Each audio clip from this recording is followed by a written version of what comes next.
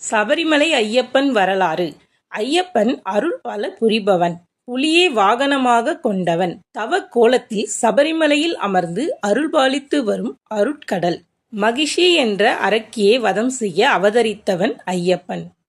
கேரளாவில் பந்தல மகாராஜா குழந்தை இல்லாமல் மனம் வருந்தி வந்தார்.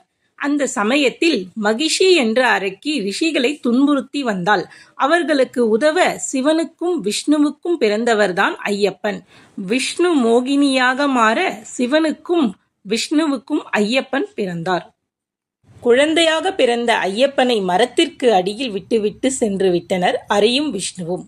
தெய்வ செயல்கள் அனைத்திற்குமே ஒரு காரணம் உண்டல்லவா? பக்திமானான பந்தல மகாராஜாவின் பிள்ளையில்லா குறையை தீர்க்கவே பரந்தாமனும் பரம்பொருளும் குழந்தையை அங்கே விட்டு சென்றனர். வேட்டைக்கு வந்த பந்தல மன்னன் குழந்தையின் அழுகுரல் கேட்டான்.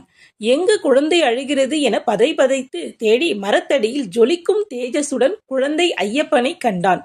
ஆண்டவா, என் குழந்தையில்லா குறை தீர்க்கவே இந்த குழந்தை இங்கு இருக்கிறதா என மகிழ்ந்து அந்த குழந்தையை அரண்மனைக்கு கொண்டு சென்றான். அரசியும் மட்டில்லா மகிழ்ச்சி அடைந்தாள். இருவரும் இறைவனுக்கு நன்றி செலுத்தினர்.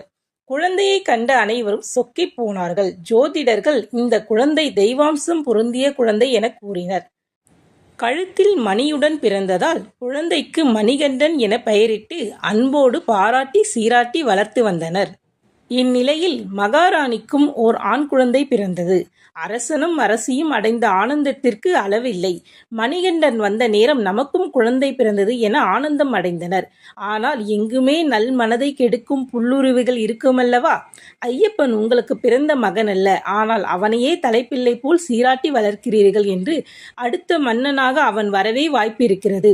உங்களுக்கு பிறந்த குழந்தை இருக்க வேறு யாரோ எப்படி அரசனாவது என அரசியின் மனதில் நஞ்சை கலந்தனர் சிலர்.